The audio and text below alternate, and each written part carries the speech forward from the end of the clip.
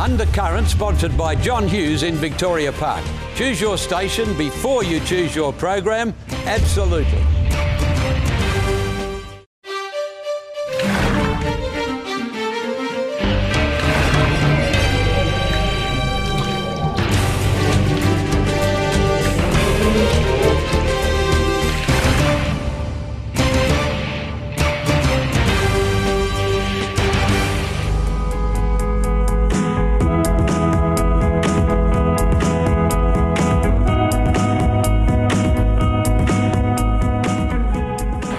Hope you've had a wonderful week. Welcome to another episode of Undercurrent. I'm Christy Molliker. Well, first up on tonight's show, Fernanda Mizzen reports on a lobby group hoping to champion a national disability scheme.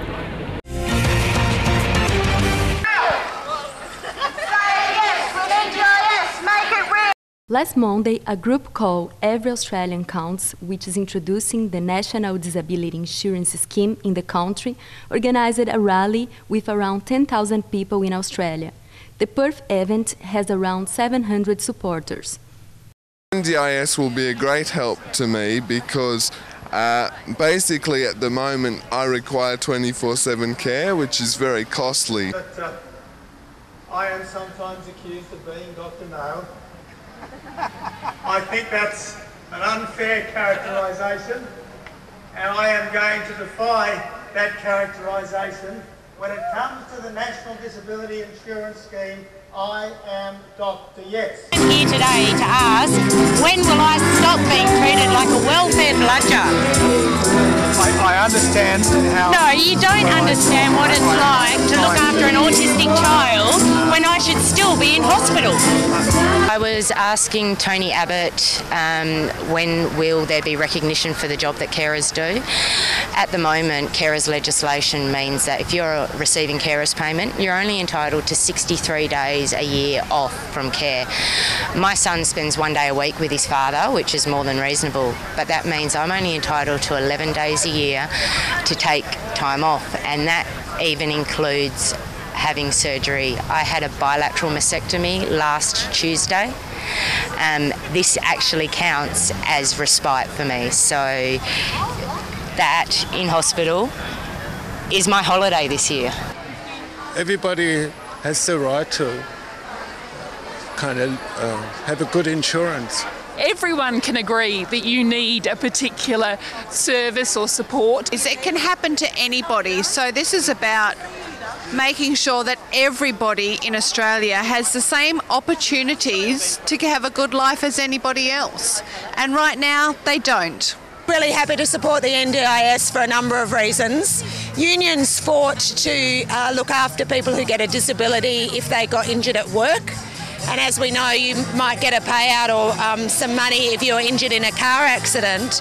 But if you get a disability from birth or some other accident, you can really be left. What I'm expecting is the government will allocate, make an announcement during the budget, but then I think the even harder work begins to make sure that the NDIS is fully inclusive and truly does provide lifelong, person-centred support for people with a disability. From the middle of next year, select launch sites around the country will begin serving around 10,000 people with disability, growing to 20,000 people from the middle of 2014. Happy with the decision that the government's going to start, but I really do hope that there is some bipartisanship in its implementation, and of course that the implementation process doesn't throw away what's good now. We don't throw the baby out with the bathwater, but we actually get in place an improvement on the systems right across this country. Today, a child can wait around 2 years to get a wheelchair in Australia. I'm Fernanda Mizzen, reporting for Undercurrent. Well, it's time now to head to one of our wonderful regions here in Western Australia. And this week we turn our attentions to Geraldton to learn a whole lot more about Centacare Family Services.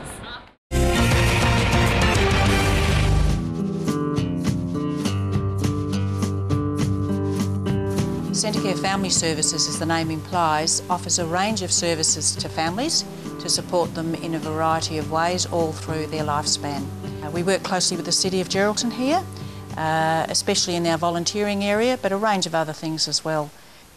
We actually cover quite a large area of Western Australia, so we go really from Port Hedland, but we don't have any offices there, but we go from Exmouth and we offer services all the way down as far as Carnamah and out to Meekatharra in the east. Centacare in Geraldton is an organisation which has historically had a long engagement with the community, and especially trying to help people in a range of different ways, whether that be spiritually, emotionally, physically, just providing, as their name would suggest, care. Another area that Centacare is involved in is dealing with areas, say, of domestic violence. And once again, I'd have to say that Centacare is one of the primary providers of services in this community around resolving some of those issues. Bandi Melgu is a court that is local to Geraldton, and Bandi Melgu actually is a Wajiri name that stands for to fix things and make things good. I've seen some very positive outcomes. There have been changes in lives, dramatic changes where they've said that without this they wouldn't be the person that they are today. Mental health problems are so vast, and usually in the past they've not had any counselling, anywhere to go for it, because they haven't been able to afford it. We have good networks here in Geraldton. We work with other organisations, and in a rural area you have to work with organisations because we all need to support each other. We have about 120 volunteers in our volunteer service and 80 organisations. We provide basic training to the volunteers and also assistance to the organisations for when they receive volunteers. I have been helping Centacare with the Christmas luncheon for about 7 years since the inception. I enjoy working with the people in terms of the volunteers as well as the people that attend the Christmas luncheon. Everyone is always friendly and happy to be there, and you can see it just brings out the Christmas spirit in them. Over the last 10 years, the status of communities out in the regional and rural areas has been quite dire because of the drought and the effect that it has had on farms. The rate of suicide has increased markedly, and I think Centacare has contributed to the ongoing health of the communities by providing much needed counselling services in the places where they are needed.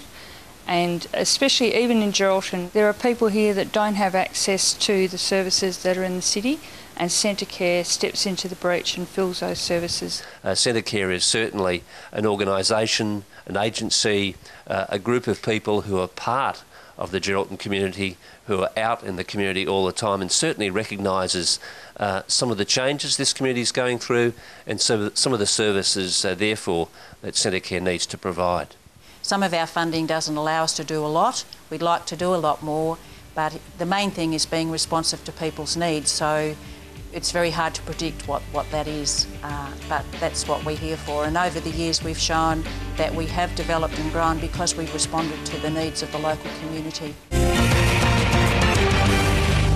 Well, this week for our Vox Pop segment, Janae Tomlinson took to the streets of Perth to find out if you think more laws need to be put in place to curb criminal activity of our bikie gangs.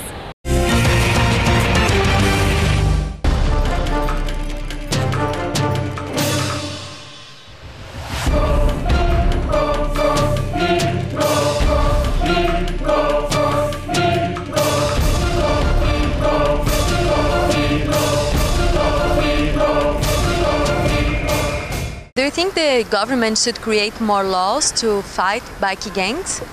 Yeah. No. Yes, I do. Very strongly. If they find out what they're doing wrong, maybe they should. I don't know if they could. They can try, I don't know if it'll do anything. My husband was murdered by the bikie gang. They should have powers over them.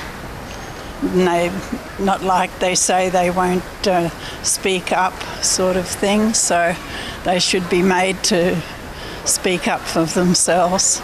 Government can't do anything about it because there's too many corruption inside anyway. So there's no way. If they wanted to finish off all the bikers, they would have finished it a long time ago. Yeah, well, if the biker gangs and criminals, it's all the same, right?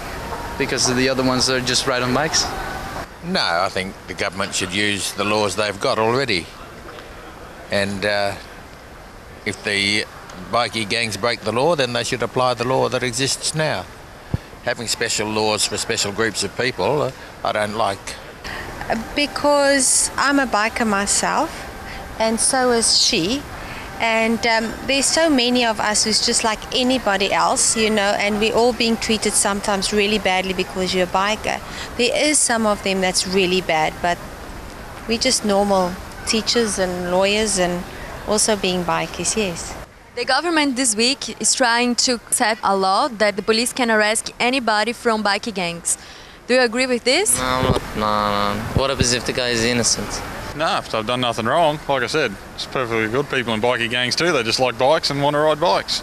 Well, that could then become that gives them room to arrest anybody. No, because I think if you start proscribing organisations, you're then becoming a totalitarian state.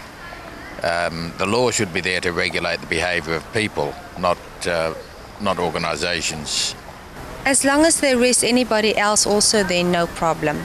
But they mustn't distinguish so badly against them. If they do something wrong, by all means, you know, arrest them. But why would they arrest me if I'm on a bike and do nothing wrong? It seems that the most of the people agree that the government should fight bikie gangs, but only arrest them if they are committing crimes. I'm Fernanda Mizin, reporting for Undercurrent.